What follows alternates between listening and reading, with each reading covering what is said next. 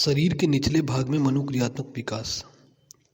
मनोक्रियात्मक विकास के अनुक्रम में शरीर के निचले भागों अर्थात पैरों में होने वाले विकासों का विशेष महत्व है। पैरों में होने वाले विकास में एवं क्रियाओं को निम्न चरणों में स्पष्ट हम समझ सकते हैं। जैसे सबसे पहले होती है रेंगने की क्षमता। पैरों में मनोक्रियात्मक क्षमता विकसित होने पर बच्चों में खिसकने अथवा रेंगने, चलने, खड़े होने, दौड़ने, उछलने, कूदने, ऊंचे स्थानों पर चढ़ने इत्यादि योग्यताओं का प्रदर्शन होता है। इन कार्यों के संपादित होने में मांसपेशियों में उचित समन्वय का स्थापित होना आवश्यक है। बच्चों में रेंगने का प्रदर्शन चौथे माह में होने लगता है। बच्चों में सर्वप्रथम लुढ़कने के व्यवहार प्रदर्शित होते हैं। औसत बच्चे दूसरे माह के अंत एवं तीसरे माह के प्रारंभ में लुढ़कना प्रारंभ कर देते हैं। औसत बच्चे दूसरे माह के अंत एवं तीसरे माह के प्रारंभ में लुढ़कना प्रारंभ कर देते हैं। इसके बाद झटके से चलने का व्यवहार प्रदर्शित होता है। इसमें भुजाओं एवं हाथों का उपयोग होता है और पैर से भी बच्चे झटका मारते हैं। इसमें होने वाली गतियाँ पीछे की तरफ होती हैं। इसी अवस्था के बाद खिसकने का व्यवहार दिखाई पड़ता है। यह क्षमता चौथे माह में ही शुरू होती है और 7 से 9 माह में अधिकतम स्तर को पहुंचाती है। इससे हाथ एवं पैर की गति की भी आवश्यकता पड़ती है। औसत बच्चे 9 माह में रेंगने लगते हैं। इस अवस्था में बच्चों का धड़ जमीन से ऊपर उठा रहता है और गतियां अनियमित होती हैं, परंतु मनोक्रियात्मक योग्यता एवं अभ्यास में वृद्धि के कारण गतियां नियंत्रित होती जाती हैं और वह धीरे धीरे हाथ तथा पैर में समन्वय स्थापित करके सही ढंग से रेंगना सीख लेता है। रेंगने के बाद आता है खड़े होने की क्षमता। सही ढंग से रेंगने सीखने के पश्चात शिशुओं में खड़े होने की क्षमता का विकास होता है। शार्ली 1931 के अनुसार बच्चों में इस क्षमता को शीघ्र विकसित करने के लिए उन्होंने अभ्यास करना चाहिए तथा खड़े होने के लिए सहारा देना चाहिए। अतिरिक्त सहारे से खड़े होने की मध्यांक आयु 42 सप्ताह पाई गई है। बच्चे धीरे धीरे सहायक वस्तुओं पर दबाव कम करते रहते हैं और स्वयं अपने सहारे खड़ा होने का प्रयास करते हैं। शुरू में जब बच्चे खड़े होते हैं तो उनका पैर फैला हुआ होता है, अंगूठा निकला हुआ होता है, घुटने सटे रहते हैं और सिर तथा धड़ का ऊपरी भाग आगे की तरफ झुका रहता है। यदि वे खड़े होने के बाद गिरते हैं तो प्रायः पीछे की तरफ गिरते हैं। खड़े होने के बाद आती है चलने की क्षमता की वृद्धि।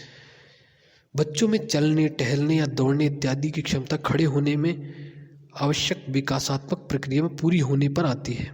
खड़ा होने सीखने के बाद बच्चे अपना कदम आगे निकालकर चलने का प्रयास करते हैं। प्रारंभ में उन्हें परेशानी होती है, परंतु अभ्यास से इस क्षमता में वृद्धि होती है। जिन बच्चों के खिसकने या रेंगने की क्रिया विलंब से प्रारंभ होती है उनमें चलने लगने और 14 माह में 2/3 बच्चे बिना सहारा चलना प्रारंभ कर देते हैं और 18 माह में बच्चे पूर्णतया चलने लगते हैं। प्रारंभ में कदमों की लंबाई कम होती है। इन मनोक्रियात्मक विकासों का आनुवंशिकता, पर्यावरण एवं व्यक्तिगत भिन्नताओं का भी प्रभाव पड़ सकता है। पैरों में चलने की क्षमता आ जाने के परिणाम स्वरूप पैरों से संबंधित अनेक प्रकार के कौशलों का भी विकास होता है। इन कौशलों को पैरों में मनोक्रियात्मक विकास का परिणाम माना जाता है। चलने की क्षमता के प्रदर्शन के बाद बच्चों में कुछ और कौशल प्रदर्शित देखने को मिलते हैं, जैसे दौड़ने की क्रिया। दौड़ने की क्रिया चलने की क्षमता के विकास के बाद बच्चों में दौड़ने का व्यवहार आता है। प्रारंभ में दौड़ने की गति चलने से कुछ ही अधिक होती है। दौड़ने की प्रारंभिक अवस्था में वे अधिक गिर जाते हैं, लेकिन अभ्यास के कारण इसमें सुधार आता है और 5-6 वर्ष में वे सरलतापूर्वक दौड़ना और खेलना भी प्रारंभ कर देते हैं। प्रारंभ में उन्हें ऐसा करने में काफ़ी आनंद का अनुभव होता है। बाद में केवल आवश्यक होने पर ही वह दौड़ना पसंद करते हैं। दौड़ने की प्रक्रिया के बाद उछलने व कूदने की क्रिया देखने को मिलती है। यद्यपि कूदने का व्यवहार 2 से 3 वर्ष में ही देखने को मिलने लगता है, परंतु 4 वर्ष की आयु में उनमें कूदने की क्षमता पूरी तरह आ जाती है। इस अवधि में वह शरीर को कूदने के समय नियंत्रित कर लेता है तथा गिरने की संभावना समाप्त हो जाती है। गटरेज के अध्ययन में 42% बच्चों ने 3 वर्ष की आयु में और 81% बच्चों ने 5 वर्ष की आयु में कूदने की पूर्णतया प्राप्त कर लेते हैं। ऊंचे से नीचे स्थान को कूदने की क्षमता 2 वर्ष से प्रारंभ हो जाती है। बाधाओं की कूदने की क्षमता बच्चों में 4 वर्ष में ही कठिनाई से हो पाती है और लंबी कूद की क्षमता 5 वर्ष के बाद ही प्रदर्शित हो पाती है। कूदने की योग्यता के कुछ अन्य रूप भी हैं जिन्हें हल्के से कूदना एवं सरपट चाल व तेज कूदना कहते हैं।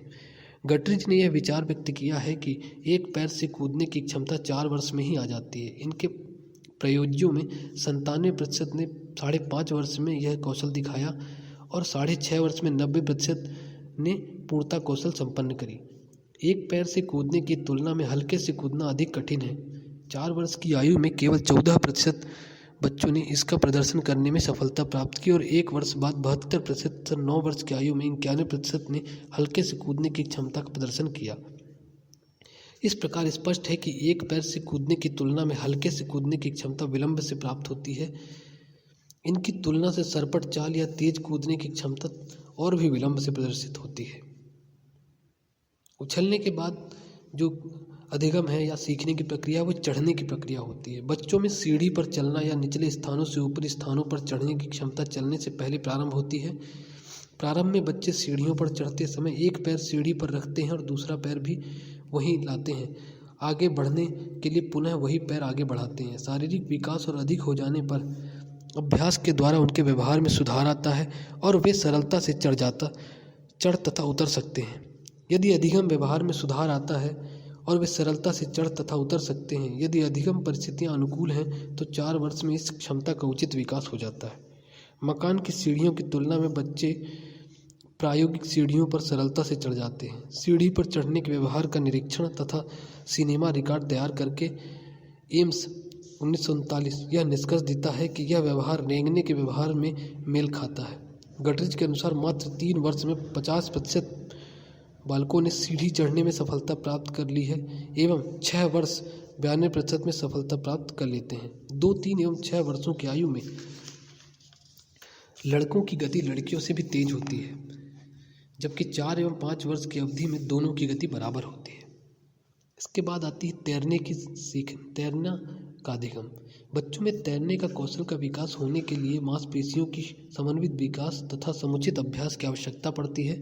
शारीरिक विकास कितना भी क्यों ना हो, अभ्यास के अभाव में तैरने की क्षमता विकसित नहीं हो पाएगी। मैक्रो 1927 का विचार है कि यदि छोटे बच्चों को पानी में डाला जाए तो उनके शरीर के ऊपरी एवं निचले भागों में तैरने जैसी क्रियाएं देखने को मिलती हैं। उनमें ऐसा अवरोधक प्रतिवृत्त होता है जो श्वसन को पानी में डालने पर रोक देता है।